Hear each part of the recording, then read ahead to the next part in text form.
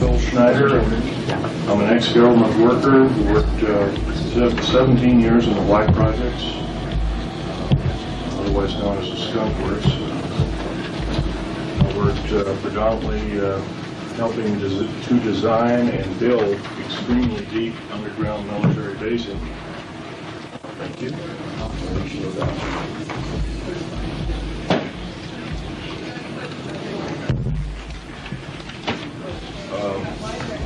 Give you a short overview of my background. I'm a structural engineer,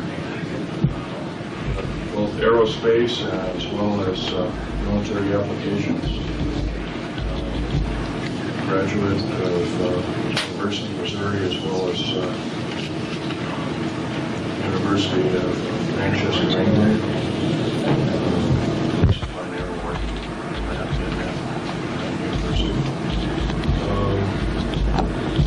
That's about it for me. I worked in Vietnam, got torn to pieces, shot, whatever. Took 5 years to recuperate, came back, patched me up, so to speak. Went to work for Morrison Knudsen. And for Morrison Knudsen, I worked also with EG&G, Bechtel, Aerospatiale of France. Also worked with Fiat for a while, cars by Fiat. I did a lot of work overseas, but predominantly my field was underground mountain basing, also submarine basing. I wrote several treatises on analyzing rock formations by grain structure, and this grain structure would yield a certain pattern, and that certain pattern could be used to analyze and chemically analyze and make special explosives that could be used to blast out large caverns underground, and even when there were caverns, it could still use shape charges to blast inert rock, although a lot of it was done by laser tunneling and drilling. I have a copy of a book here. I can't sell it. It's my only copy. But this fellow can corroborate with me. His name is Richard Souder, PhD. He can corroborate with me in regards to everything I'm talking about. Who is it by? Richard Souder, PhD. Here's another man that Okay, we need couldn't to find the room. You need to give him your ticket. I will. And all that. I guess I'll let you know that kind of the background of my father. My father was a German U-boat captain, responsible for the sinking of 141 Allied boats. And he got captured by the French, then turned over to 3rd Army, U.S., and then 3rd Army turned him over to Naval Intelligence, based out of Pensacola, Florida at the time. He later went to work also in Navy Black Projects. Maybe that's where I started, but it just worked out that way, I guess. Anyway, he worked for naval operations. He worked on the infamous Philadelphia experiment. He was involved heavily with that. In fact, I have some of his original notes. Get it here.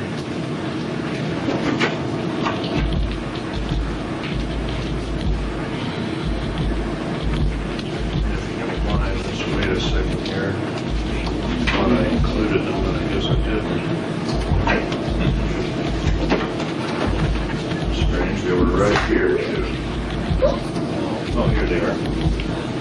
These are some of the original notes that he had to go to school to learn them at Berkeley. And they were discussing things like element 104, 105 way back in 1950, so obviously that school was a little more accelerated than schools normally of that particular day,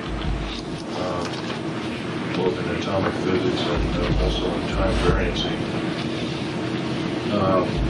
Anyway, my father continued to work in the U.S. Navy up until a couple of years before he died. He died 2 years ago, in 1993, May of 93. But his main contribution, other than the Philadelphia experiment, was that he was one of the principal engineers of the first nuclear submarine, the USS Nautilus. And he worked with Hyman Rickover on that project to its fullest, from start to finish. He helped design the nuclear reactor, he helped design the metals, the containment vessel. He did all the machining of the uranium pellets that were used. He designed the hull predominantly and some of the graving docks, so he was a major contributor as such. Such today that even his ideas in air conditioning and filtration are still used today in all nuclear submarines in the United States. So, that's so much for my father. He taught me a lot. He's a pretty silent fellow over time. He told me that I shouldn't work in the black projects in the desert regions. Of course, I told him I'm sorry, I have to work for a living. And in the early 60s, mid-60s, construction work didn't pay really tremendously. And that's where I got to start. One thing led to another. And when I went over to Vietnam, I got 10 times what a normal construction worker would get. But then the risk was pretty great too. And when I got hurt and recuperated some 5 years later, I got hurt in 1970, and by 1975 I was bouncing around again. And so at that time I went to work for a number of contractors who were primarily underground base builders. And of course I might give you a brief overview. The first underground bases were basically old gold mines. Just the tunnels were already there. The first missile base, as a matter of fact, I believe it was in northern Montana. It was an old gold and silver mine. And the missiles are still in the old air shafts. The air shafts are re-drilled out and everything. They made a semi-hardened missile base out of an old gold mine, which is kind of unique, seeing laser. Well, first, basically, the main part of the talk will deal with what I faced underground. Is there anybody here that is in the frame of mind that they can't take gore or that kind of thing? If there is, problem because I'm going to get rather graphic. I don't like it, but I can take it. Okay, I'll tone it down a bit, but obviously, this workshop basically is everything that I missed in the main talk yesterday, and of course it's pretty hard to cram 3.5 or 4 hours talk in 15 minutes. I divided a talk into three topics. I'm going to talk about dumb bases, deep underground military bases, call them dumb bases. Right now there are 131 of them, 129 are fully operational. Each one averages about 4¼ cubic miles hollowed out underground at an average depth of 5,000 feet down. Now, of course, some of them are shallower, some of them are deeper. They're strategically located. They were initially built to protect the President of the United States and the government in general, the federal government as well as the political government. Somehow the sheer number of 129 bases with basically the size of a medium-sized U.S. city is kind of unfathoming when you're dealing with maybe only 10,000 people in government that would be saved during a nuclear holocaust or war. So obviously these bases have other ulterior means. Some of them have already been used to in-house alien beings. Our government chooses not to let this out to the public for two reasons. The first main reason is that they don't want to panic the public. And their second main reason is that they don't want the public to know the alien agenda. My first part of my talk will be talking predominantly about the alien agenda and what it means for us on planet Earth. And it's going to get pretty graphic. The alien agenda basically is thusly. Aliens of 11 distinct races have been arriving here on Earth in mass since 1946, predominantly, and maybe earlier. Actually, probably the Bikini Island was one humongous underwater UFO base, basically flying disc base, and that was known in the early 1940. It was March of 1940 it was known that there was a number of this activity at that time. The Japanese, before we got into war with them, they had a number of problems with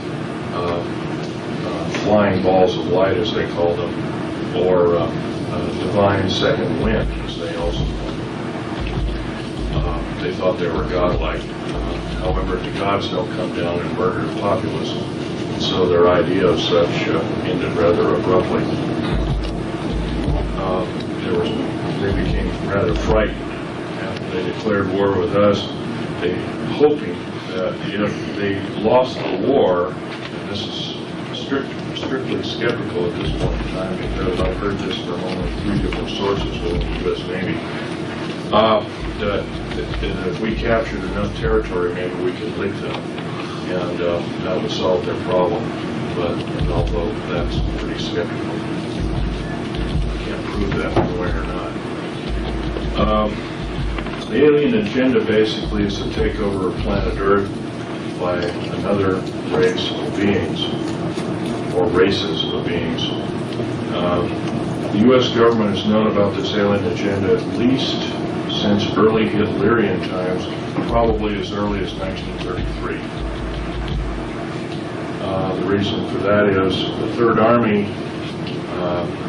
under Patton and others, just afterwards had allured that there was some other agenda other than World War II that was an immediate threat to the people of this planet. In fact, General Douglas MacArthur was one time quoted as saying the very next war, and this is toward the close of World War II in 1945, he actually was quoted as saying, the next war we have will be not from people of Earth, but it will be from people. The World War, talking about, or worse, will be from races from the stars. And of course, this spawned a lot of speculative science fiction writing and that kind of thing like that. It was all, from then on, he was kind of looked at as a doddering old fool. He was a very visionary man, saying the least. If anything, he knew about the alien agenda in World War I times. Let me go further back in history. The first UFOs seen and occupants seen in caves and in and around Truth and Consequences, New Mexico, were spotted by U.S. Army cavalry in 1909. So this is a little earlier than most people had thought. Supposedly U.S. cavalry had come across they were chasing some bandits, and they chased them in this area, and there was these caves, and they were rather highly infested with aliens and what they called a silver wing. They didn't know what like. All that was around were very primitive aircraft, and of course there was balloons, and that was about it. 1909 was pretty far back in time. Anyway, the alien agenda means as far as anything goes, as far as the government is concerned, it is the worst scenario they could ever face. Because it involves not only having to tell the public major lies and innuendo all the time, and keeping the public out of their face, and slowly it's breaking down. And I'm helping do that because I remember my forefather of this country, George Washington, one time saying, an uninformed populace is a populace devoted to slavery.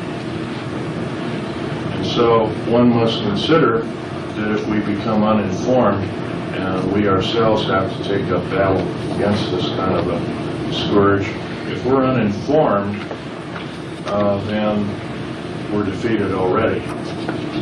So I'm not here to panic anybody or start a panic, but I feel that by lying to the American public, this is not the American way. And we need to do something about that. As a matter of fact, as I'm talking, we need to also be talking and doing our homework regarding that.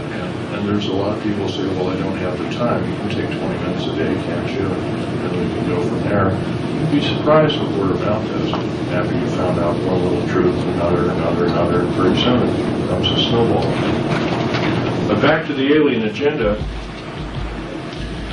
Throughout the almost half of the deep underground military bases in the United States, the 62 of them, of the 131, actually the 129 that are fully operational, the other two are under construction. 62 of these bases are housing both the tall gray as well as the short gray alien, and all of their craft, and of course our government, especially the U.S. Air Force and U.S. Navy predominantly, are trying to break this their technology down into usable technology for our own self. Case in point is this particular scenario. The F-117A and the B-2 bomber, maybe the Aurora, although that's not an accurate rendition of what it looks like. The airframes are predominantly made of alien metals beyond element 109, and metal composites, some of the skins of which are composed of rubber and carbon fiber, and the airframes are composed of complex carbon fibers mixed with elements such as marinite, which is element 123, which is extremely stable.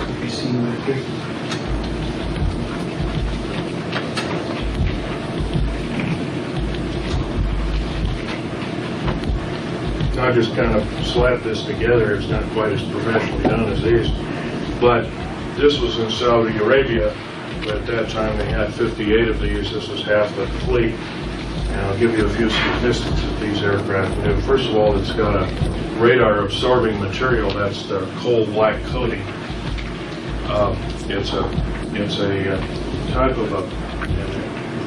In a while, I'll get out some alien artifacts for you, some metals and some of the doping or painting that drips off of this when the aircraft is heated up to a white-hot condition.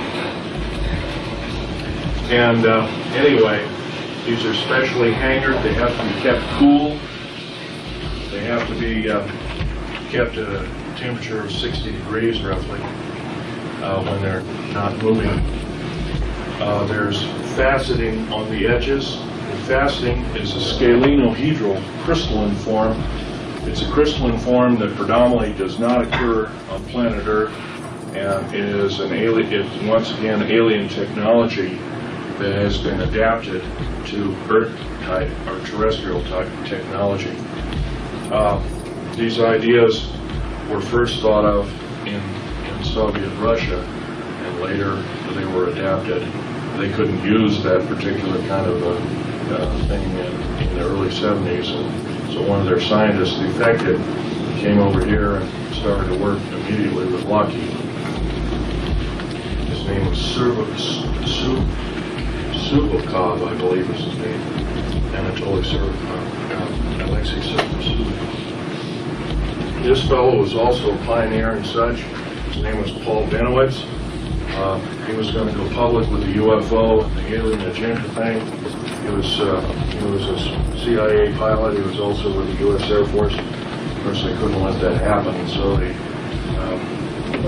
stuffed him in the trunk of a car one night, took him off to a mental institution, and made him into a mental vegetable.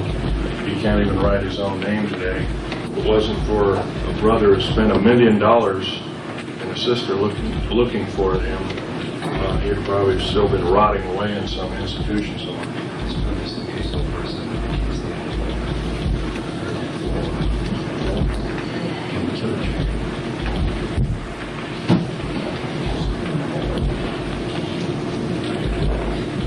Okay. What we've got here, like I mentioned, is basic alien technology that was adapted for us. Paul Benowitz, once again, he developed the shape of this aircraft, as well as how the bombs were to be dropped. He was also into other projects through Los Alamos. This is in Saudi Arabia, and I'll tell you a few statistics about this during the Gulf War. Would you like to borrow this? Sure. Thank you. During the Gulf War, this particular aircraft had 4 large bombs underneath. They were called smart bombs, cruise missiles, and also rockets and machine gun fire, Vulcan cannon style, but even more advanced than that. I don't really know quite about that. There was one pilot that sat in here. He literally had to be crammed in, actually right up in here. They had to literally wedge him in there, and took a certain weight, size of individual in this aircraft. And all the Computronics was made by Mitsubishi Computronics and Heavy Electric Industries. The jets were both turbine as well as nuclear powered for extremely high flight. By the way, the smart bombs that were used in the Gulf War, 58 aircraft ran 3,706 sorties or missions. 100% of the bombs hit the target.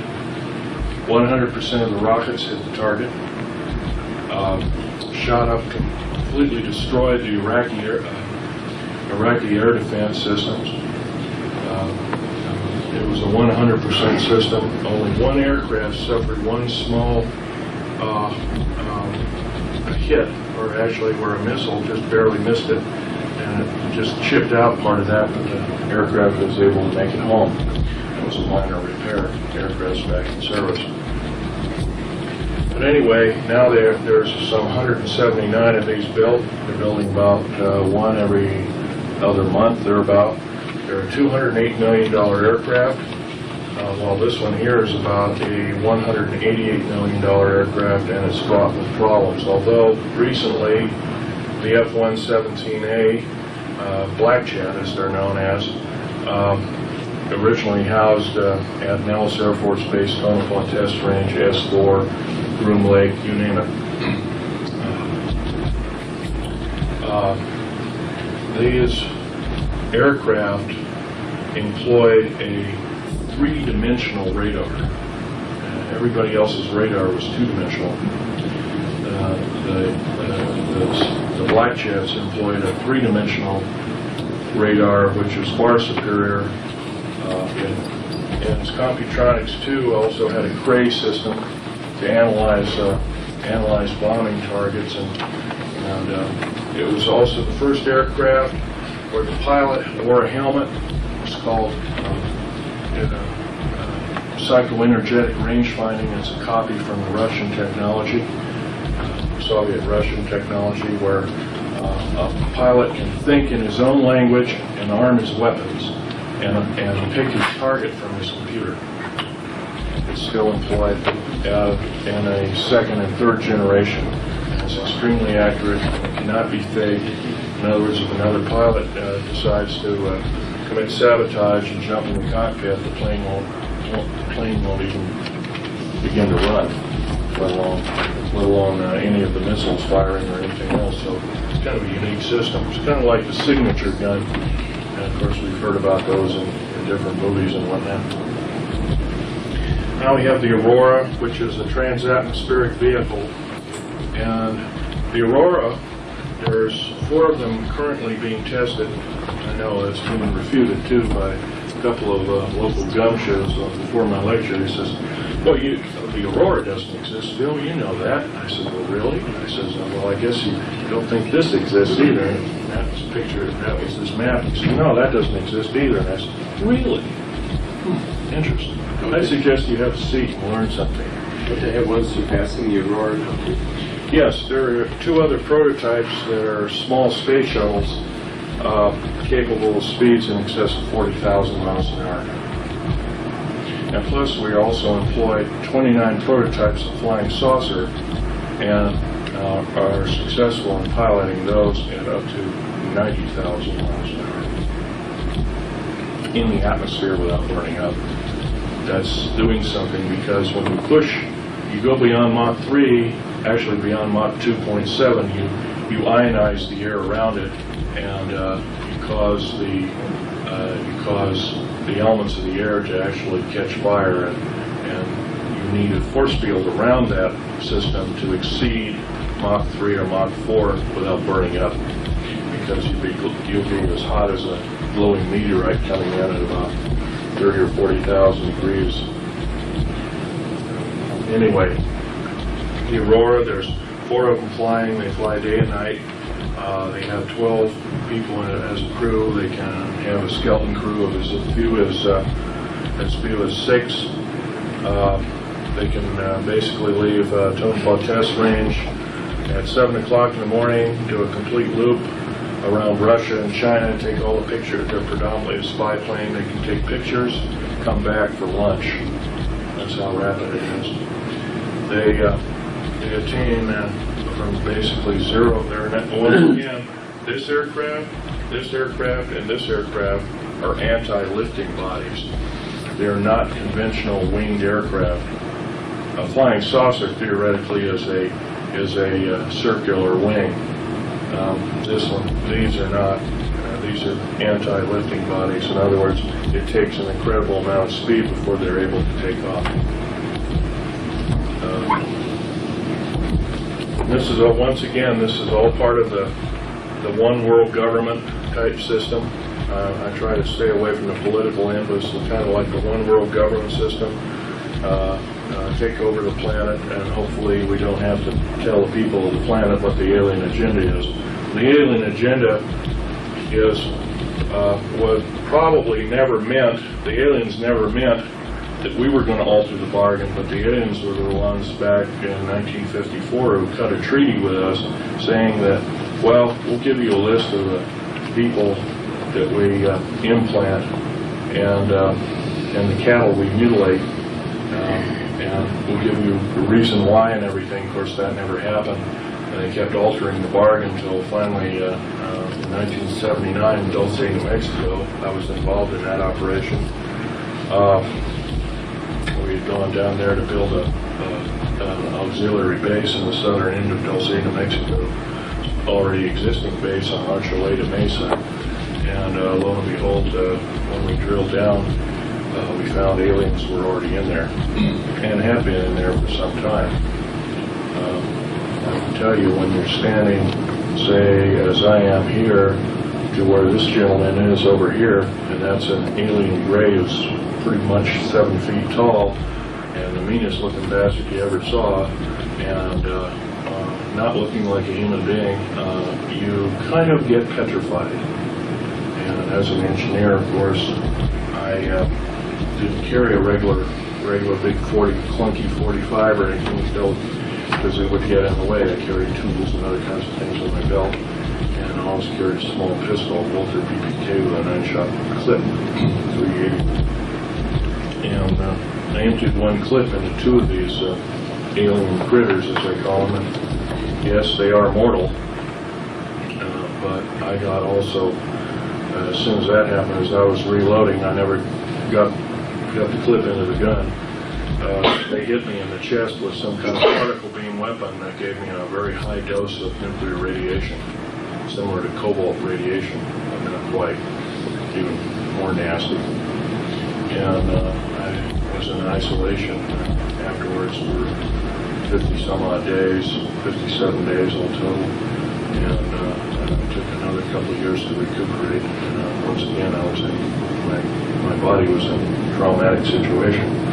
But here I am talking, so it looks like here we go again. But I've got the scars to prove it. I can verify that they are there. Yeah, so they're there. It's pretty gross. Are there. It's pretty gross, and I don't want to. There are ladies. There's a ladies present here. So let's not raise the shirt here. But they're there. And basically, in talking about alien agenda, we have to also be talking about what occurred over here. This is the Bikini Atoll test. Now here we have an actual extremely large, in quote, mothership right at the point of neutron flash cloud. That's like 2 or 3 10,000ths of a second after the initial blast. And of course, the date of this was 12 July 1946. As we all remember, if we read our history on UFOs and how they started, it wasn't really known. As a matter of fact, after Roswell, we remember that there was a Senate hearing and a House of Representatives hearing, a closed-door session hearing, but a little bit leaked out in the public, and it stated that the government knew nothing about UFOs prior to that time. And these pictures, these different pictures with UFOs actually in the pictures, actually with the original language, show that, I'm sorry about this, actually show that the government lied to the Congress of the United States. They knew full well what was going on, at least a year prior. Of course, I believe the Roswell incident was 2nd of July of 1947. This occurred, of course, 2nd of July. I think the earliest A-bomb blast, 12th July, 12 July 1946, almost a full year before they were supposed to know anything. And here we have these streaks, and these are the classic discs that have all been pictured like this. Kind of look like the Top Hat series, as I call it. And of course, they're kind of coal black kind of thing. There's some of them have a radiant, atomic propulsion systems underneath it. Those streaks have all been confirmed as being just that. They're a Type 3A flying disc. And we have these small white dots. White dots, by the way, these guys here are receding from the ocean, taking the trajectory. They're getting out of there in the worst way. They'll probably not make it because of the radiation factor. But they're exceeding at speeds in excess of 13,000 miles an hour. And the white dots are exceeding 30,000 miles an hour as they're leaving. And they have actually changed the color. They've almost gone out of scope. And you're seeing a photograph, very rapid photograph of a blurred image. Some of the photographs go from a black splash or dash to this white dot system, and then they go out of scope of what we call visual reality. And that takes some tremendous speed to do that. In this particular overview shot, which is an extremely rare photograph of an atomic blast, there's, as far as I know, this is the only one ever shown to the public of an overview of any kind. There are small dots and dashes, basically, as I'd say, and these are old garbage scows and ships and whatnot that they put in harm's way.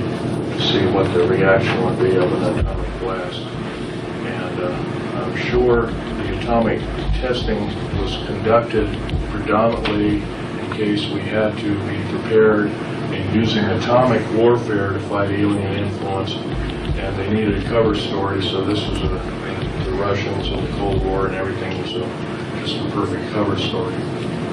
Although it later became more than a cover story, as we all know.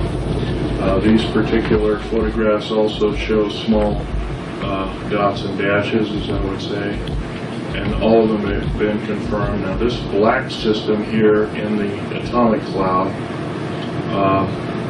is actually time being ripped up, of course the atmosphere and the clouds and everything, and then time being warped by the initial blast itself, and that's by neutrinos going through and ionizing space, ionizing the atmosphere and whatnot, but exceeding the speed of light, so you produce an antimatter background and you get total blackness. And of course here we have another UFO similar to this here. But once again, we haven't been told the truth on any of this. We've been right here, also in this picture, in the bombing of Hiroshima and Nagasaki. This is of Nagasaki. Down at the bottom, we see the characteristic human face, which is typical of all A-bomb explosions over populated areas. You will always find a human face at the bottom of the mushroom cloud. Now, nobody really knows if this is just by coincidence or the makeup of the cloud or whatever. But these little dots and dashes, these white dots and dashes, are receding at better than 30,000 miles per hour, and there are UFOs leaving the scene. Japan was infested with them. Their Navy had counted better part of 2 million of them toward the closing end of World War II. Once again, it's all part of an alien attack of planet Earth. It's been going on steadily since World War II era.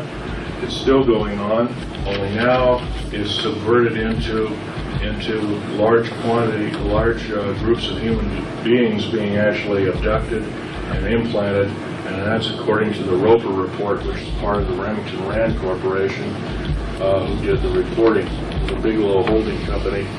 Now they're in a third generation report, and of that third generation report that was sent out to all the clinical psychologists in the United States, some 110,000 of them, stated basically women are being raped by aliens, and I know as fantastic as that sounds, it's backed up by John Mack, Harold Wire, who's an MD as well as a clinical person. John Mack is the most famous, but there's some 90 concerned psychiatric scientists who are trying to form an organization to prevent secrecy on the subject, because they have mentioned this is nothing but government-sponsored rape. 99.3% are women, 0.7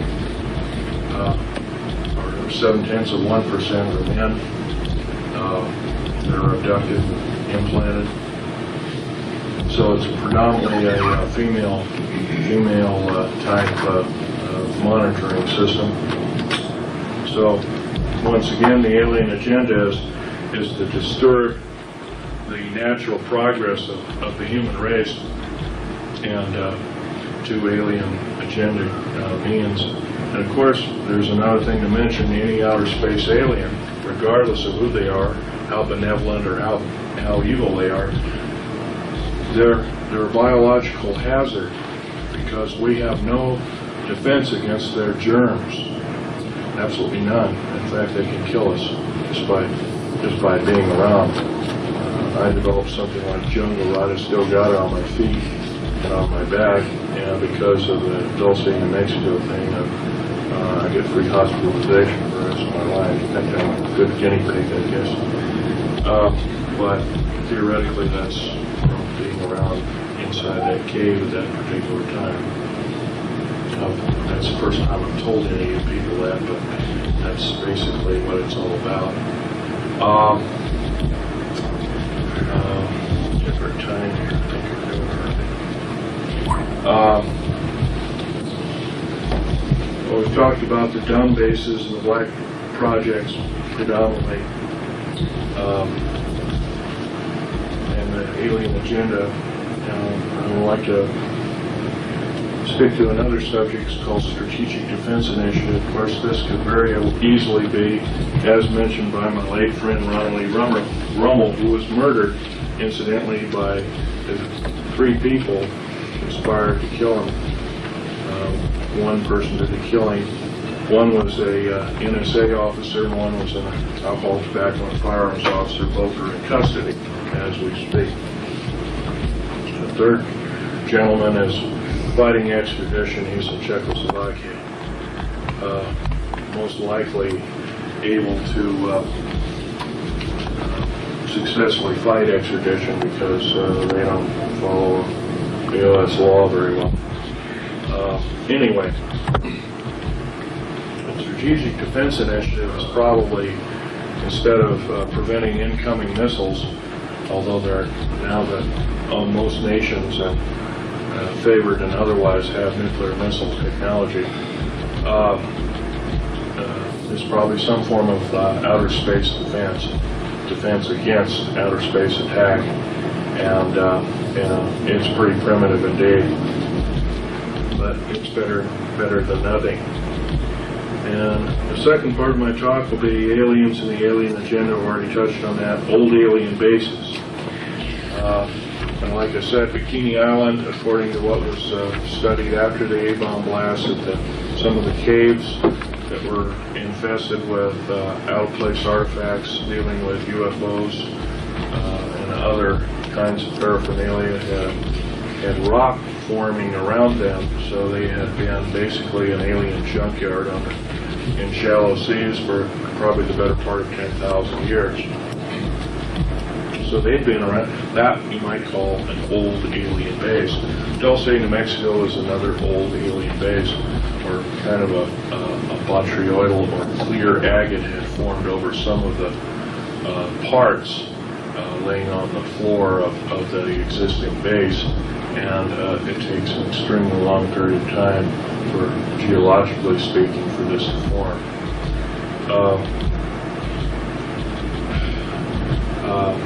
The aliens have probably been here the better part of at least 500,000 and maybe as much as several million years, although I have artifacts here which show artifacts like a small turbine-looking device sitting in 220-million-year-old fossil coral, and I also have alien metals which are present in other kinds of rock formations, including a piece of petrified wood where an insect had basically burrowed a hole around one of its limbs, and then something had literally, like a laser, had literally sliced through it, but the cambium or the actual layers of the wood had bent as the beam burned its way through it. I've got that in here too, as well as an original piece of instantly petrified, looks like a garlic root that was found in and around Area 51. And this particular piece of garlic type plant was instantly petrified. It contains the same exact chemical structure of the quartz crystal, and the quartz crystal only grows in a certain left-handed crystal pattern, and that same pattern is extant on fossil, instantly petrified or fossilized plant life of Hiroshima and Nagasaki. It's identical, chemically identical. So, anyway, the next part of this, the second part of the talk, are treaties. Basically, there were 4 distinct treaties made through the United States government from the alien encounter. The first one was in 1944. The second one was 1954. The third one was 1962. The fourth one was 1979. I'll go backwards. The 1979 treaty was a total violation of, incidentally, in Dulce, New Mexico, where I got badly hurt. 66 Secret Service and Delta Force people lost their lives, 22 of which were on loan from other countries, Israel, Germany, Norway, and South Africa, if I remember. I was the only geological engineer down there to analyze the situation. The government almost basically lied to us. They kind of said that alien presence might be there, but they didn't tell us that they knew that there was an alien base and that they'd already attempted to make contact. And of course, this was disturbing indeed. In fact, a couple of the engineers who managed to survive put the project under duress. Another part of the talk are the intelligence community. The Nazi group, the World War II Nazi or Hitlerian group, the Fatherland Intelligence Agency, trained our CIA, our OSS, which became our CIA, and other intelligence communities predominantly, and are still being employed today as we, in quote, the federal government today trains Bosnian troops on American soil, and from what I understand, that's totally illegal, and that's another topic. Now, the third part of the talk is the types of aliens. The large gray two large grays that I shot and killed, I can't tell you how ugly they were, and I can never tell you how graphic the stench was. But in the cave there were large cauldrons or tanks. They kind of looked like a big oval cattle feeding tank, but they weren't. They were special, looked like a stainless steel or metallic tank. And they were filled with alien and human body parts, and generally glands and what looked like some kind of blood. Now, I've always been taught that blood after a few minutes starts to congeal, but this was one of these vessels in the melee had tipped over, and all this bloody liquid had spilled out. It was a mess, and it was definitely not coagulated. How they did this is anybody's guess. So if we remember anything about cattle mutilations, we might also think that basically the blood in these cattle are totally drained out. There's no blood around. In quote, the murder scene of the cattle. So this might be the way they're doing it. Now, whether this is sponsored by our government or other governments is a good guess. If it were up to me, I'd say yes, we're in the thick of it. We made a pact with the aliens, and therefore we must know what their agenda is, and also the federal government must also further know that if they keep the big lie going, they must be in the thick of it in the worst way, and if that's the case, they're an enemy of gross concern. Who is we, would you say? We, in quote, the federal government. The Department of State? Department of State, Department of the Air Force, Navy, Army, Marine Corps, basic force services, plus the military policing facilities, and the FBI, and all that different. They're all hooked into the black projects as a whole. In this part of the black projects, there's kind of like an outer sphere of normal black projects, like building everything from these kind of aircraft here, and doing these kind of experiments here, to building aircraft like this, places like this. And that's kind of on the outside. On the inside of this circle, we get a tighter group of people who really know what the main agenda is, maybe even the enslavement of the human race as a remnant, for something in as a scenario like that. And then finally a third category whereby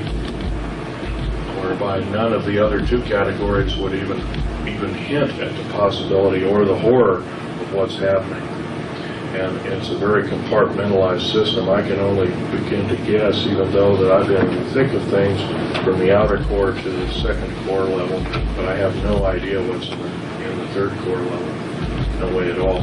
And because it's so complicated, I've heard some of this run by me. It's so fantastic. It makes a Star Wars or a movie or a Star Trek novel, Babylon 5 novel look like a kid's toy. I mean, it's too fantastic for me to believe. So I can assume that it might be an otherworldly plan or scenario for taking over the planet, but once again, I can't prove it, so I don't talk about it. Right here, I'm only basically to discuss what I know of the alien agenda and through deep underground military bases and the application that I did during this kind of activity for the U.S. government. I'll have a question and answer period in a short time. I've already talked about old firefights. I will tell you right now, I'm breaking major federal law. I'm breaking my entire security oath system. The security oaths, in fact, here's a copy of my 1985 security clearance. You might zoom in on that if you care to. Can you do that? Yeah. Tell me when. Okay. And of course it's got a picture of me, it's got Department of the Air Force, it's got a control number here, it's got a digital control number and name here, it's got a UPC stripe here, it's got a level L. That was only issued to people that worked at Groom Lake and Area S4. And R, restricted zone R4808E. This is a computer chip camera in the card itself. You didn't wear the card like you wore another security card. This one wasn't worn. This was used to get you into the main gate. And there was a large machine. I can't draw it. There was a large machine that looked like a kind of like a curved. The bottom part, you put the card in, and you put your thumbprint on. You're supposed to actually, some of them had two of them. I don't have a second thumb, so this one was made of one. There's normally two here, and the L for a normal person would be up through the UPC stripe.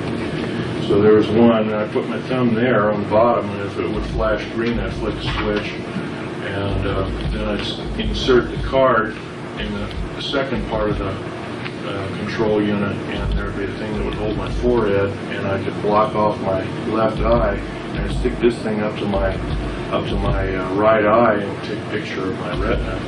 And then if the green light went off, I could remove my card and I could leave it at the guard shack, and I'd wait for anywhere from 45 minutes to several hours waiting for the next shift to start.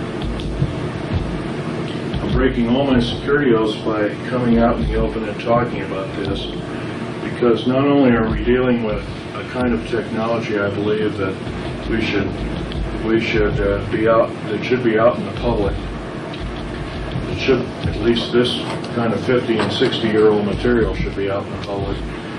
I feel that in coming clean, so to speak, I don't know quite how to explain it other than the fact that when I initially was told these underground bases were for security in case of nuclear attack of the United States, and it was a total lie. When I found out that aliens were actually entrenched in half of these bases, and these bases, by the way, cost a minimum of $17 billion apiece. The black budget garners $508 billion a year, $1.023 trillion every 2 years. That's 2-year-old information. It's probably more like 1.3 trillion now, which is about 1/4 of the gross national product of the United States. It's no wonder why our economy is kind of up and down here and there. Once again, you might ask, well, how in the heck? We've only been told, we the public have only been told there's a total defense budget of $447 billion, so how can there be $500 billion going on behind the scenes? First of all, black budget means hidden budget. Hidden budget is totally hidden from congressional view and oversight, cannot be audited by the U.S. Treasury system at all.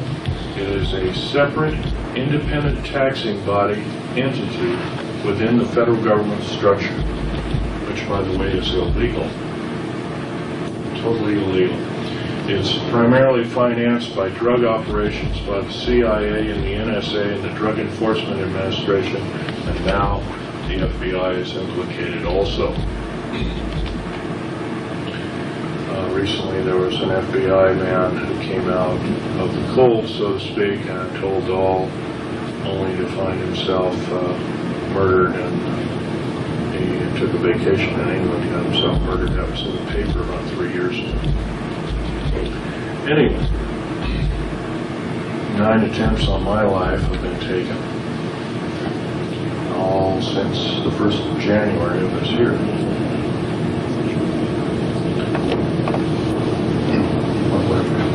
Well, I've been shot at, been run off the road. 3 times I've been run off the road, one of which is I'm a very good driver. I used to race cars for somewhat of a hobby type living. I used to race everything from Formula 1 on down, motorcycles and stuff like that when I was a kid, so I lived kind of on the edge all the time. So I became a very good driver, a very defensive driver, and so if somebody's trying to run me off the road, like before my Vegas talk, I dropped a friend of mine off at 29 Palms area and saw another friend in the Marine Corps hospital who was dying of cancer. And on the way out of there, you have to skirt around a whole mountain range. You just can't take the easiest way in a straight line out. It'd be nice, but it doesn't work that way. You have to skirt around these mountains. And, I had a Ford Taurus with a Police Interceptor motor, and roughly an 8-liter motor. It's a real monster. And there were 2 long Ford E350 vans, and they all had Air Force markings on them. They all had guns, and they were all shooting, and they were missing.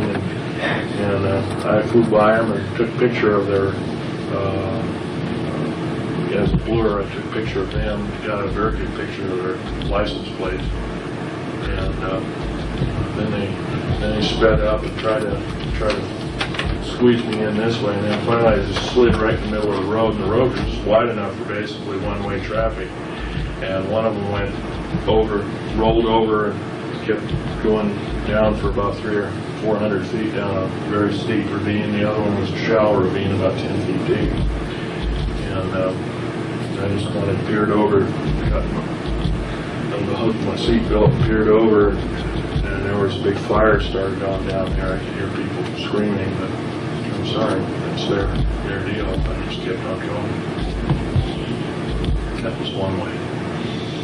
Recently I got shot at when I was with a retired FBI agent. We were going to go to a Patriot talk show down near Salem, Oregon. And I got shot here, here, and here. It's what's called a CIA cocktail. I don't have normal ribs after Dulce, New Mexico fiasco, where my ribs were burnt, cauterized, my fingers are burnt off of me, etc. I have a plastic plate in here, a nylon plate that has bumps on it, looks like ribs and everything. So those bullets just kind of lodged in this thick, 5/8-inch thick plastic, removable plastic thing in the inside, and that was dug out. And once again, here I am recuperating from a another problem. And all because I'm trying to bring the American public, and I love my country more than my life, otherwise I wouldn't be doing this ridiculous group of things by coming clean, but I feel I have to because the American public has not only been lied to, but when I was asked to, by the intelligence community within the Air Force to continue my operations in black budget work, stealthy work, what would I think if they said that I would be betraying the American public? I told them to go fly it, go stuff it or whatever. I says I won't be a party to that. And I walked out of the room. And somebody tried to tell me to come back, and I says, out of my face, fella, you're on the ground. He would get out of my face and went on the ground. And I walked away, and from then on I made a decision. And I'll stick by it. And that's why I'm here talking. I also want to get a little political sided here, although I don't like to. Right now we have an out-of-touch, runaway federal government structure that really doesn't care about the way you and I feel. They manipulate evidences of crimes, as in several instances, both in Waco and other. The Waco hearings should have been a wake-up call to most who were watching, even if they'd only watched a piece of it. It's once again proves the federal government structure is just running away with everybody's freedom, and they run roughshod over. They've actually become kings and queens over us. And our forefathers told us exactly what would happen if we took a certain stand. If we made laws to legislate God out of our system, we would have a similar problem. If we made laws or had too many people making laws within our government structure, we would have a similar problem that we're facing today. We're facing a form of tyranny and totalitarianism. Incidentally, you might want to throw a few statistics by you, and it's quite provable in a number of talks given recently, both by the United Nations and others. The United Nations is entrenched in our country. They're training our troops on. Our troops are being trained by the United Nations in the United States, and I think that's kind of an oddball system.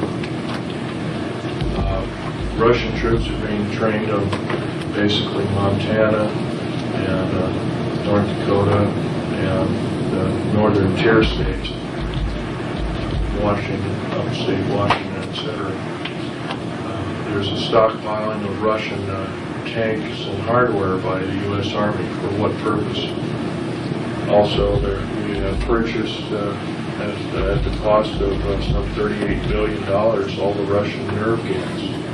Nerve gas is, their nerve gas is extremely long shelf life. We're destroying our own nerve gas, which has a relatively short shelf life of 15 years. But the Russian variety is extremely deadly, and also, I'll tell you something else about that. The Russian nerve gas is composed primarily of glandular secretions, and they even mentioned as they were downing flying saucers within their own country, they found a way of making chemical weapons from some of the alien cadavers and that kind of thing like that, from some of the glandular excretions. So once again, biological weapons against the people of the United States. There have been other talks given by other people alluring to this, including Ted Gunderson, who's an ex-FBI agent, who's got tired of the federal government tromping on him, and another ex-astronaut by the name of James Groden, not the Groden of Alternative 3 book fame, but this is another Groden. A number of key government people have started coming out slowly, but unfortunately it's at a snail's pace. I'm the only one that ever worked and had a level 3 security clearance that came out from the cold, so to speak, and completely laid everything open to the American public, or any public. Something like this was tried in Britain and in France, but the person got jailed. Incidentally, I can't be charged with espionage theoretically because, according to our, including one person who said, "Oh, this place doesn't exist." Well, it's on an aerial map, kind of different. If it doesn't exist, then I'm just full of you-know-what, hype and hooey, so to speak, and I'm just crazy or something like that, and so be it. And if it doesn't exist, it doesn't exist. How can I be charged with a crime on something that doesn't exist? Another thing is that to be guilty of espionage, you have to sell for dollars or cents or some form of monetary gain the information that you impart. I'm not doing that in any way, shape, or form. The talk, the lecture, isn't counted. It's actual exchange of money by another individual for the information, for the proscribed information. Well, I'm going to be getting out a few alien artifacts here and let you take a look, and you're welcome to kind of stretch your legs a little bit and see.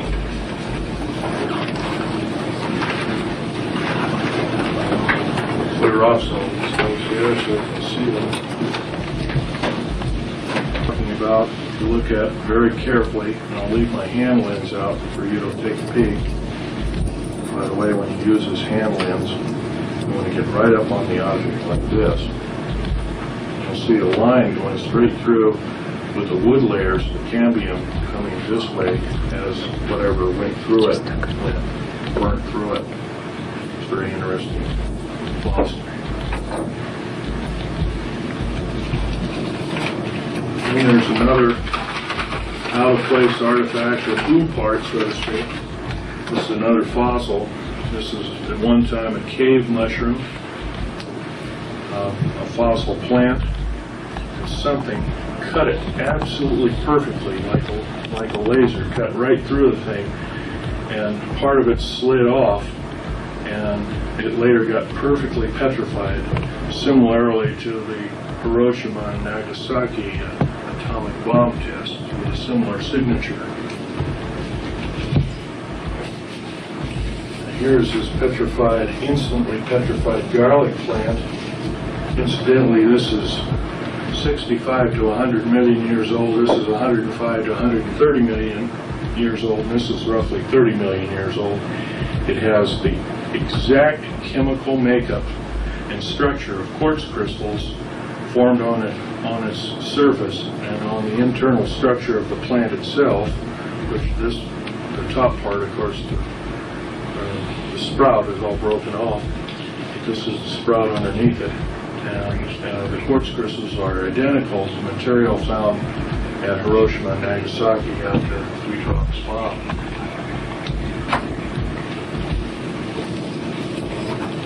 Now here's a bottle of the RAM coating of the blackjacks.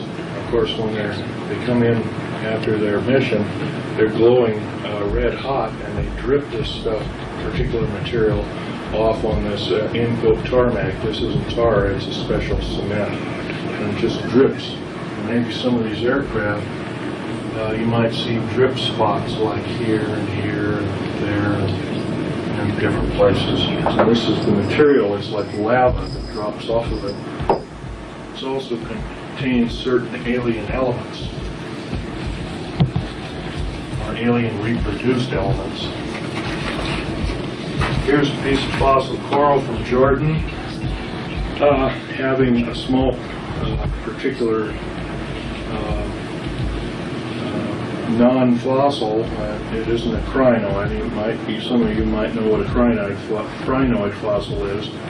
It's kind of like an underwater lily or plant, seawater lily, but this isn't it. This is actual machined out part similar to a rotor fan, a miniature rotor fan. There's a small engine right there. This is element 123, which is also in topaline. Topaline and element 123, they're very much heavier than uranium. They're island of stability elements. They're, by the way, these pieces of metal I've purchased with my own money when I worked for the government. As they were test samples, they never bothered to pick them back up, nor did they pay me back for them, so they're my property. But it's a golden orange metal. The pure metal is pure golden orange, and like lead, you can just carve it. It's a very peculiar metal indeed. Totally stable, cannot be isotoped. Element 123 with an atomic weight of about 320, and here it is. It's almost twice the weight of uranium. Where did that come from, Phil? That was formed down at Dulce, New Mexico, and also there was scrap heaps and scrap piles of it in and around Tonopah Test Range, which is right here. Tonopah Test Range is actually above Groom Lake. Is that metal from our soil? Is it metal from our soil? No. This is an alien. This is two alien elements. And here, if I might show you, Minus the brick labs, minus the brick labs, not a human being. I thought I had some. Yeah, here we go. A few years ago. This periodic chart was developed by a number of scientists anonymously. Don't want their name revealed. Of course, all we're familiar with is element 103. That's been around for a long time. And a couple of these were made in Russia. These that don't have any name, they're very short-lived indeed. Element 109 to 110 also. But after, from 111 to 140, these are all elements that were garnered off of alien attack vehicles or alien spaceships or flying saucers when they were taken apart. Now, topaline is here, element 117, and element 123 is myrnite. It's a combination of both those. An extremely hard substance capable of withstanding temperatures in excess of 9,500 degrees Fahrenheit to as much as 14,000 degrees Fahrenheit.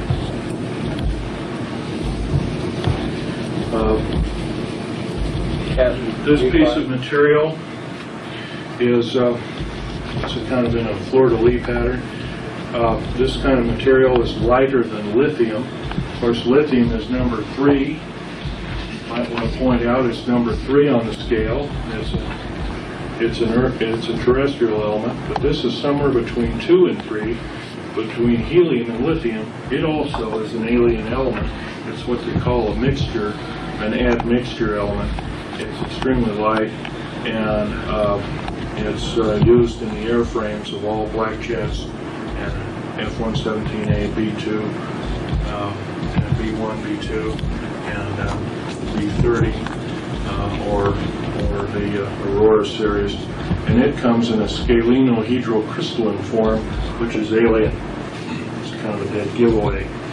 Here's a tabular scalenohedrocrystalline form, 4 times the hardness of a diamond, 4 times the tensile strength, capable of withstanding temperatures in excess of 45,000 degrees Fahrenheit before chemical breakdown. It is used in the window the small slit windows. They're in the underbellies and the blackened out windows of the actual cockpit, although most of these pilots fly blind. They don't ever see anything from the ground. So this kind of that's also an alien material, and it is element, if I remember right, it's element 113. Here's another alien element formed in the confines of outer space. You might ask, what are we space shuttling? With all our shuttle missions, of course, we're being lied to every time they talk or open their lips, open their mouth. The same crystalline structure is here as well as it is here. This material is the hardness of a diamond. It's also used in the rotor and propeller shafts of propellered aircraft or rotored aircraft. It's also used in high-speed drills and other kinds of things like that, which are used to make holes in metals that cannot be touched with a welding torch. And this, of course, is that hunk of metal. And I have a real treat here. When I was 14 years old, I was with my father, who was talking to a Sir Johnny Rawlins, Johnny H. Rawlins, who was a British naval sea lord, and he had collected some of the crash retrieval objects of the infamous Roswell crash, and these are actually little bits of the skin that have. Of course, you remember the skin. You couldn't bend it or cut it or anything. The way they did this, of course, they dropped liquid nitrogen on it, and they used a hammer technique of shattering it, and it became brittle. But once again, it's composed of nothing but alien elements, which are, by the way, we're not able to understand where this particular elements come from in the skin.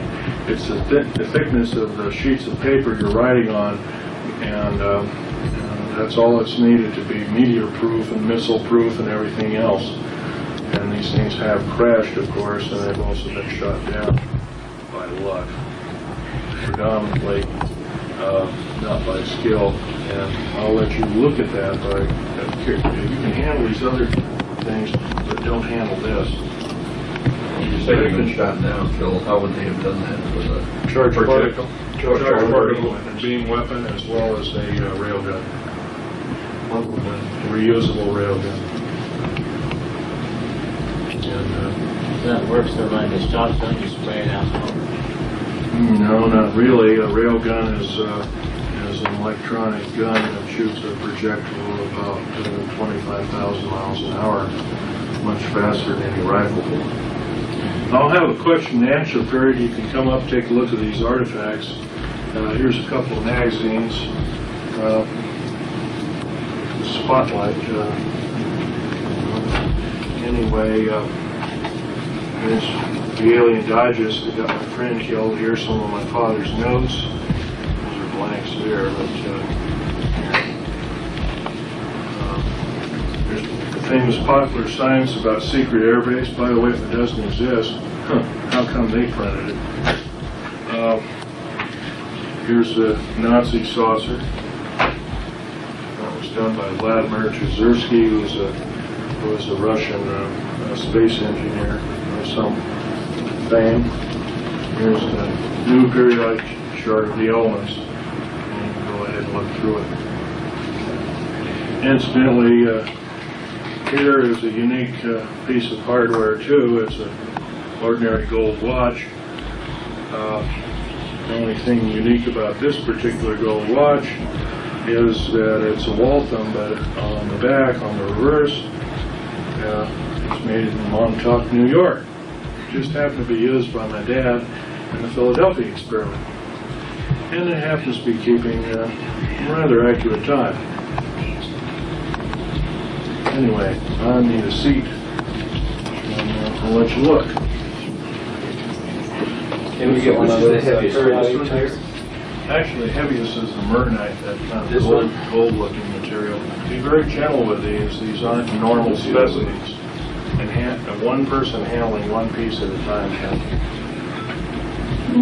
Can we get a periodic chart like that? Do some of those? Yes, I do. These are $4 a piece. Okay, I'll take one. And a year ago, these were secret. Above top secret. By the way, here's your. Okay. Thank you very much. Let's see what fits over there for you. After we take a look, and ask you to take your seat, and we'll have a question and answer period, and then I'll wrap it up. Okay.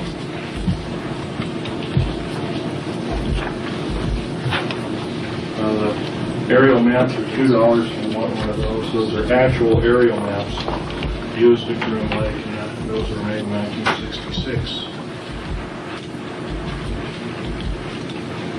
Also have portfolios of selected pictures of the atomic bomb blasts at Bikini, as well as Val Thor. And if there's some of them that need labeling, I'll label them for you after the talk. Do you have one like that? Yes, I do. Matter of fact, I do this I can't sell. Take a look inside of that canyon, so to speak. We get an interesting formation. See how the wood fibers have just literally been separated. Yeah, that's right. Of course, you've heard about straws and going through telephone poles after a tornado. Well, maybe this was that kind of a thing, although it seems to be remote. Are those $20? Yeah, these are $20, and they're a select group. Is this in there too? Well, I'll tell you what, I'll just throw this in. How about that? Inside these, there's a select group of pictures, like here at the streaked saucers leaving ground zero. I have other ones that are marked with USS Eldridge. This is, by the way, is the USS Eldridge ready room.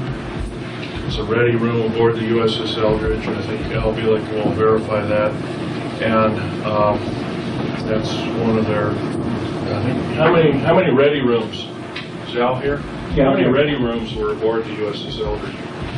Theoretically, two. I only knew of one because that's the only one I ever went in. Okay. The lecturing varied between various It lectures. lists the people, there's different people, not all the people, although you can do your homework and probably find that out. These are going, after this talk, these placards are going to be duplicated on special paper sent to the United States Senate, and of which these pictures will not only be totally declassified, but will be out in public domain. Taking a picture of this. I'm taking a picture of all of them. And if anything's not marked, if I haven't marked, I'll try and identify them for you. That's up to Christian. I could give you a map of Green Lake also. Sure, I'll give you that.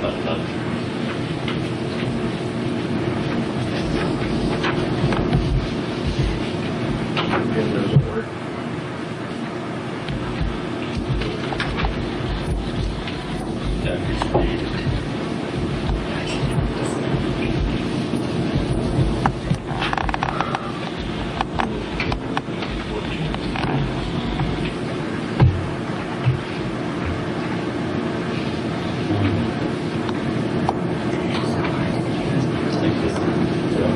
All traffic.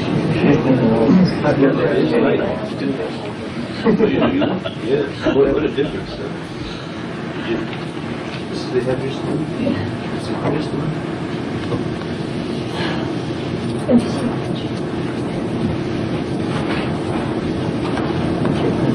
Once you say the 300 feet. That's $4. not the only thing I've purchased here. Where are we?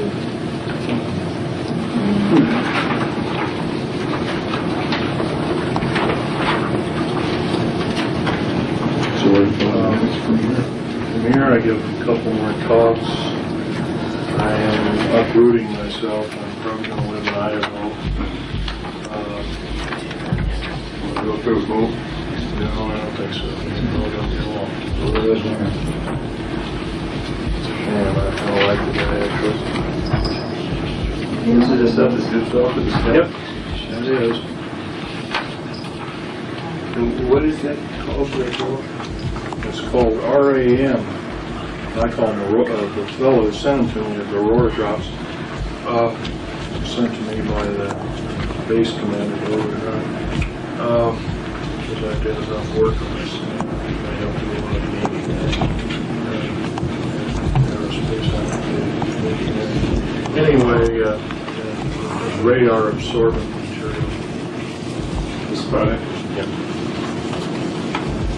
Incidentally, you can take your portfolios and copy the actual Joint Army-Navy Task Force language under those photographs, and that's the official language. I've stuck my own word in. You have all that in there? You don't have all that in there. Yes, well, I don't have all of them, but there's a select group. You can look through it and see the different ones that are selected.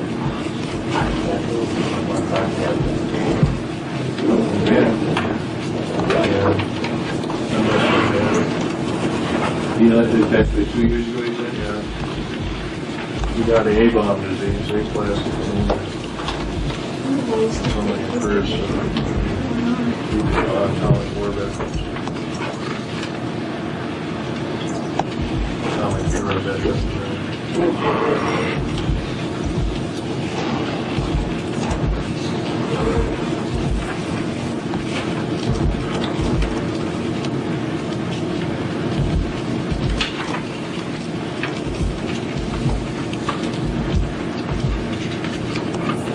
Pardon me, but I'm going to take a seat. My back and my chest still hurt. You want us to wait to ask questions? No, actually, we'll continue to look. I'll let these people write down the names of the. We'll start the Q&A here in about 10 minutes, 5 minutes, if you don't mind. Okay. Did you leave those out? I don't want them to video. I think you'll have to sign up for the video, and you may have to. I said I don't want to be in the video. I want to see them. Oh, okay. Did you hear the lady? She doesn't want to be in the video, but she'd like to look at those. Go ahead. So when she's up here, will you shut your camera off? I don't. Which one is this? Right there. No, I mean, which you did is this? Right here, this one. Flying disc, living ground zero, Joint Army, Navy Task Force, one photograph. At least the most. This was the Bikini Island. Oh, Bikini Island. This was Roswell. What date is it? 47? Yeah. July 1947. Piece of paper, and so I'm signing it. Walking away. And when I walked away, 29 other engineers walked away. We walked away in a group. We submitted our papers to the U.S. Supreme Court immediately through the Circuit Court of Appeals in San Francisco. Withdrawing from the job? Department of Justice. Have they had problems like you? Oh, yes. Quite a few people come out in the open. There's another thing I might want to mention very briefly. How about cold fusion? Suppose that Nobel laureate physicist, of course, that was very quickly quashed because if cold fusion became a reality, we could make our own electricity in our kitchen. And make car batteries for our cars that would last forever and other kinds of things like that. Cold fusion, this is the chemical formula for the metal oxide used in cold fusion, which is very similar to the metal oxides in alien elements used in airframes of black chips. Bill, What? does the average engineer in this country not understand the thing about the bomb not being possible? I haven't talked to a single engineer. I've probably talked to 400 of them so far, and everyone knows the federal government is involved up to their eyeballs. How about school teachers, scientists? What degree? School teachers, I've talked to too many of them. They still believe it was a fertilizer bomb. Most school teachers don't think. Most school teachers, you're right, do not think. Higher education is a joke. Need this anymore here? Was that the bonds and these are the cold fusion? Yeah. And your point was that it was valid, that It was very valid. It was proven. The people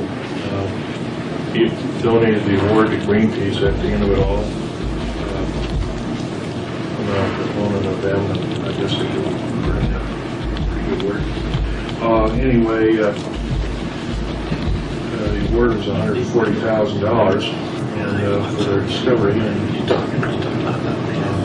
U.S. military said, no, you can't do this. Now they're working with Cold Fusion of Japan. The information is forbidden to be told the public of the United States. Once again, we're treated as babies and children by our federal government structure and told that and lied to and saying that this is a bunch of hyperbole. I'll tell you folks, if we don't do some serious changing and talking in groups, maybe in small groups like I'm doing, but maybe not coming, have to come clean and come out of the woodwork, so to speak. But you have to talk in groups of what you learn. And if you do this, word of mouth is a wonderful thing. And from that, we might be able to continue and have our freedoms that we so aptly take for granted in these wonderful United States. And I've been in over 70 countries. I've never found another country as beautiful as the United States. Well, Einstein, shortly after the first rounds went off, said that Now we're going to have the question and answer period. And when it came to nuclear, you can apply to all this other. It's got to be discussed with every village square. That was 50 years ago. question and answers, folks. If you got them, let's hear them. I was reading in that underground book, that I purchased a couple of Oh, days the Richard Sauter book? Yeah, and he was talking about, I've been interested in the underground railroad system ever since I heard Mel Bailey talk about it about 3 years ago. I helped build the tunnel. But in the book, they don't tell anything about the newer drills that build the tunnels. There are no drills. There's no drills. No drills. It's a nuclear boring machine. It's a nuclear boring It machine melts its way through the that rock. literally melts or deflagrates the rock and to an extremely fine powder, melts it, and sticks it on the walls. But he said in the book that he didn't know if they had ever went ahead and made that machine. Well, the machine's existing, but I can tell you even who Krupp of West Germany made the machine. He had no pictures of the later of that machine. What he had was more of the obsolete machines. Even obsolete equipment can drill up to 7 miles a day. And we've been lied to when they say a quarter of a mile a day. Even through solid rock. Even through solid rock. Yes, sir. 7 miles a day. Even if they have to take the material out and haul it away. There's nothing to take out. Here's nothing to take out to speak of. It's all vaporized. Here's another piece of titanium metal mixed with alien elements. Very hard material. Doesn't break. And it's used in all of the black jets, stealth aircraft. Why was the big mercury mines that were found by Las Vegas, why were they confiscated? They run very deep, for one thing. They were used for everything from atomic waste disposal to putting bad news aliens and making a little jail out of it, I guess, if you wanted to call it that. It's a good way of, once again, hiding the problem from the public. So it's tied into the underground system where the mines were? Absolutely. Where were they by? They were outside of Las Vegas, I've heard. They're over near Mercury, Nevada. You were talking about 129 of the underground bases and about half of them being used to house the aliens. What are the other half used for? The other half are used strategically by different military organizations, mostly Army and Air Force and Navy, for research and development laboratories predominantly, and also medical research and development laboratories and chemical weapon laboratories. Once again, these bases have been built unceasingly day and night since 1940. And if you were to add up all the bases, all the cost of all the bases, it's pretty close to $2 quadrillion. How can they keep this so keep the public so uninformed, Well, it's pretty especially easy. the people that live around the areas? It's pretty easy to keep it away from the public. They've done a real good job of it, with the exception of people like myself that come out of the woodwork, so to speak. The public believes the lie, the big lie. Of course, you know the old adage about lies is you have to keep telling them to keep, and then you get to a point in time where you believe them to such a degree that you become part of the lie. You live the lie. Is this where they do their cloning? Supposedly, a lot of these things are horrific beyond degree.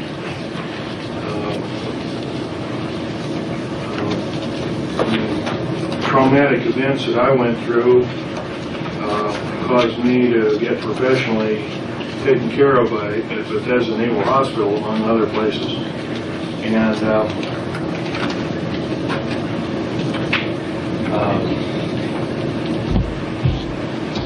that gave me something like battle stress or delayed stress syndrome. I learned to slowly work my way out of that.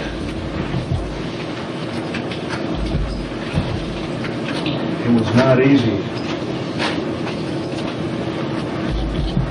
What's going on in Weld County, Colorado, with them having a lot of changes and also having the most cattle mutilations in the whole world?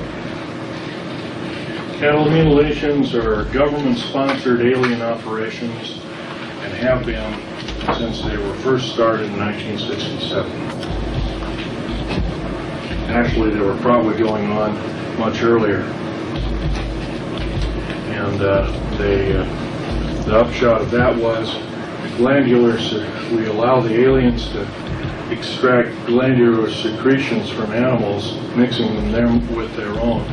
In exchange, we'll give them plutonium products for their drive, for their spaceship drives, among making alien elements for them, and they give us the biological weapons.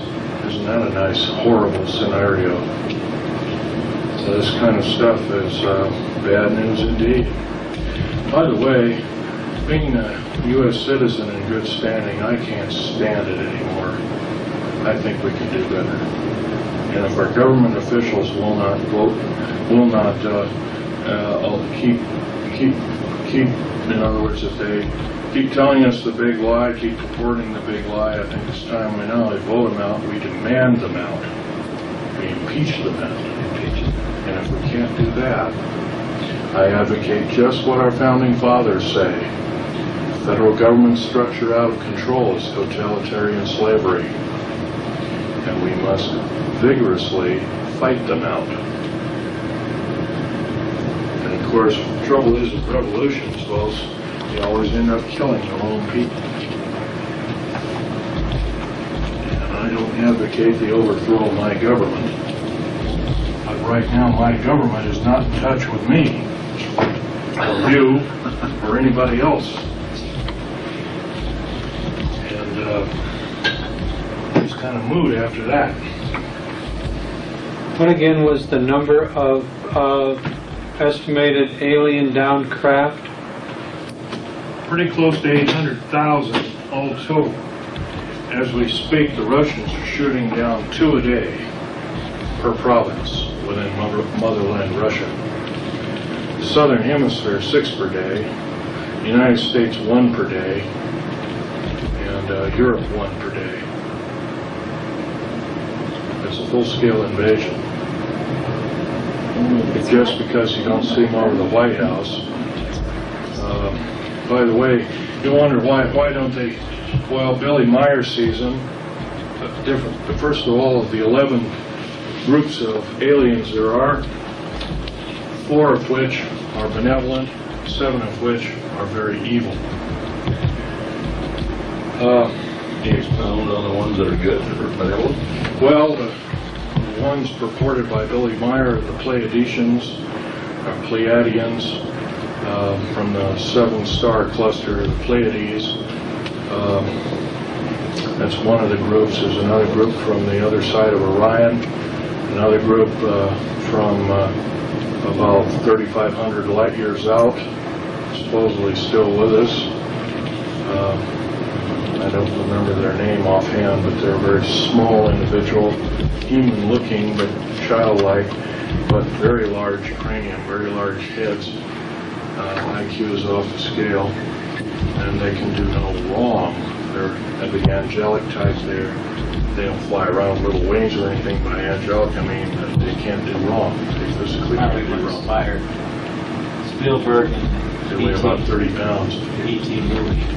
Probably inspired them. How about the fourth one? Well, the fourth one is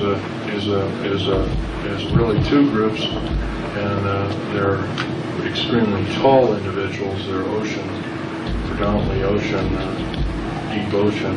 They live in deep oceans, and they basically harvest our minerals, and then they're kind of they're always in oceans of below 20,000 feet. They're these 2-tiered antennas found. And of course, our submarines have found them years and years ago. During World War II, some submarine warfare and encountered several at very shallow depth. They didn't know which weapon or whatever they were. Are the aliens our biggest threat, or is our federal government the biggest threat? Both are our major threat at the present time. It's bad enough we have one, well, that little one too. Does Will County, Colorado have an underground base in that area? Colorado has 3 underground bases, one at DIA. I believe what you mentioned, what was it, Weld? Weld County is the biggest, one of the biggest counties in the United States. I believe it's in the northeastern section of that county, if I remember right. I'd have to look at a map. I can identify every base on a map. I have the latitudes and longitudes of such bases. By the way, if I mention that does entail espionage. If I mention all of them, and I cannot do that to the crowd, and I want to keep on talking as much as I can. So that's one thing I promised to do, but I have to break my promise, and I'll tell you that I was wrong in admitting that.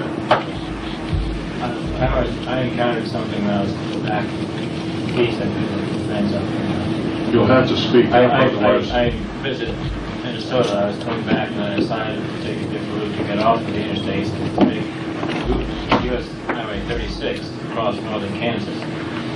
And about 20 miles from the Colorado border, there was suddenly construction.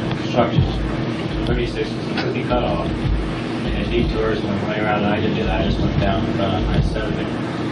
Over that area, about, I guess, 15 minutes later, I saw strange formation clouds in perfect crystals.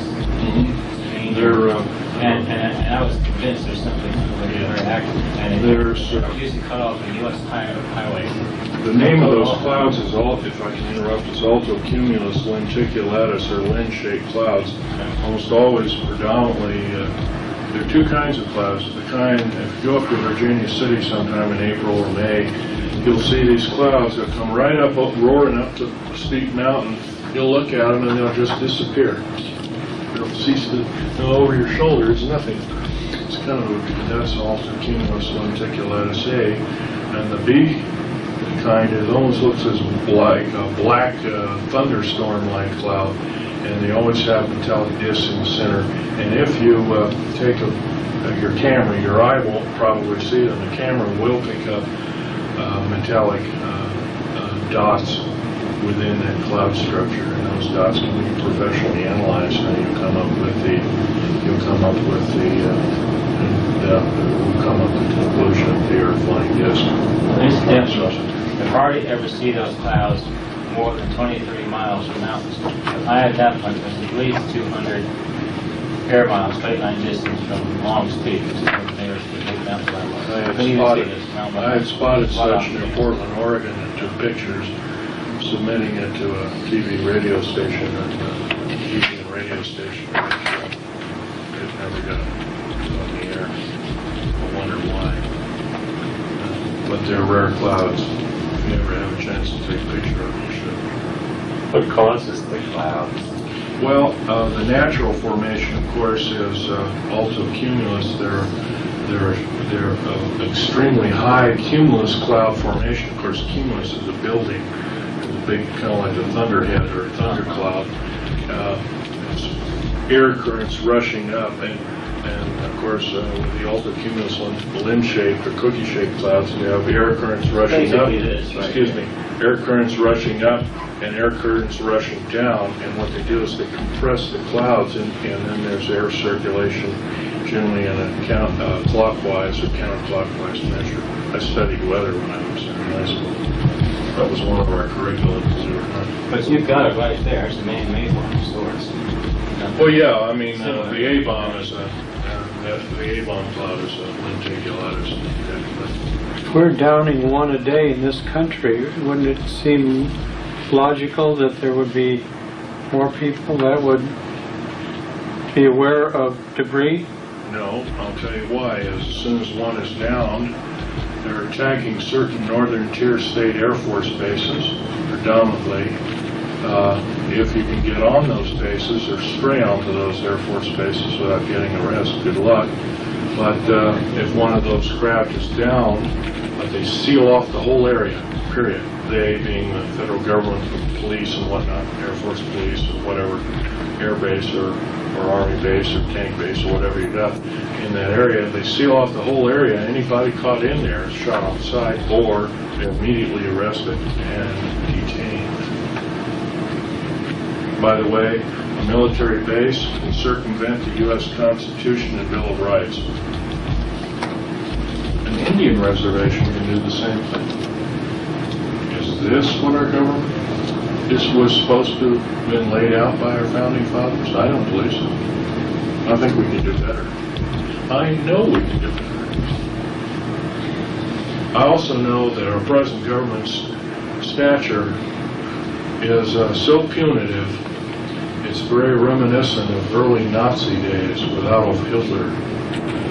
In fact, New World Order was taken from his manifesto, so to speak, in 1933. He actually said, "We will form a new world order."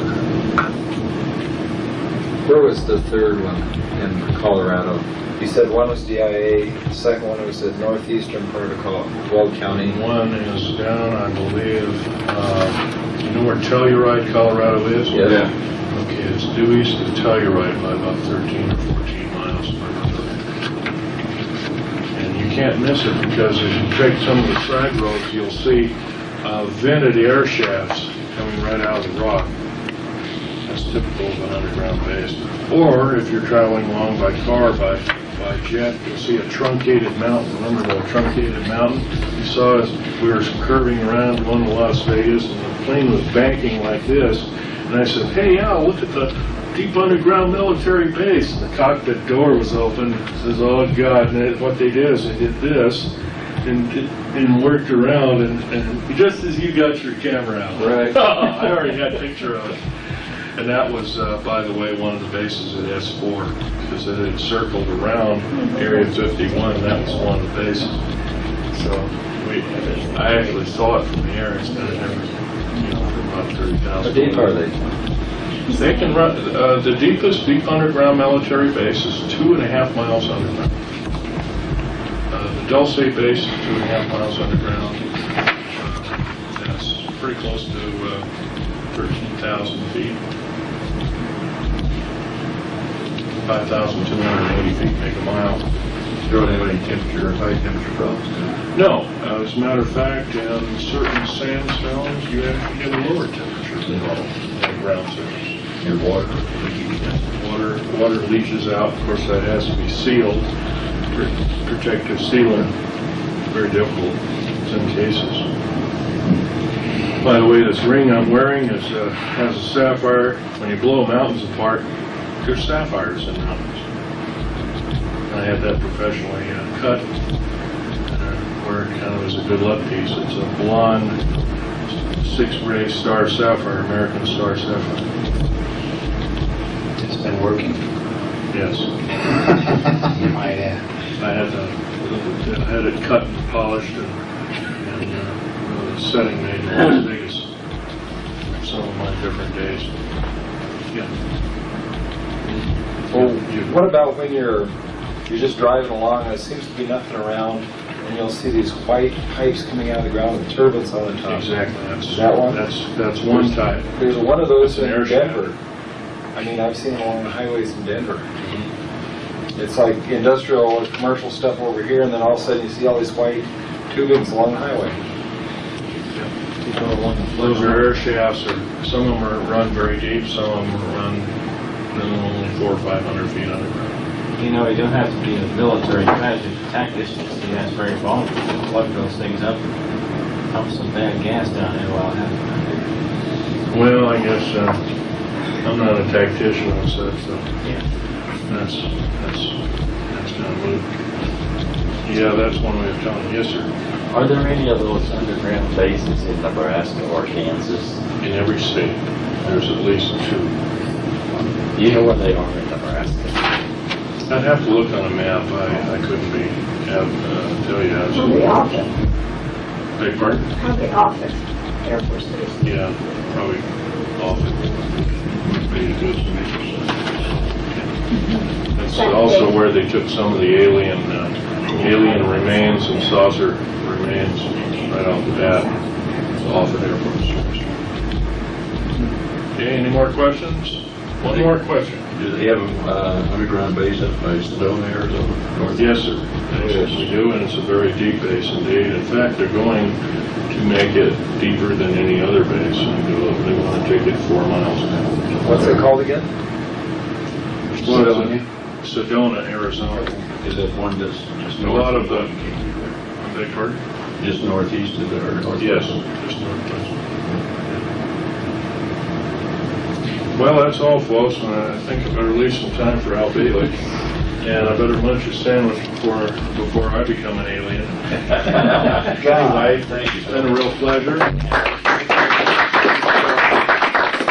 And I hope you've had some hand-on experience. By the way, there's some little metallic fragments you might be able to pick up. I don't know, they might be alien. Thanks. Thank you.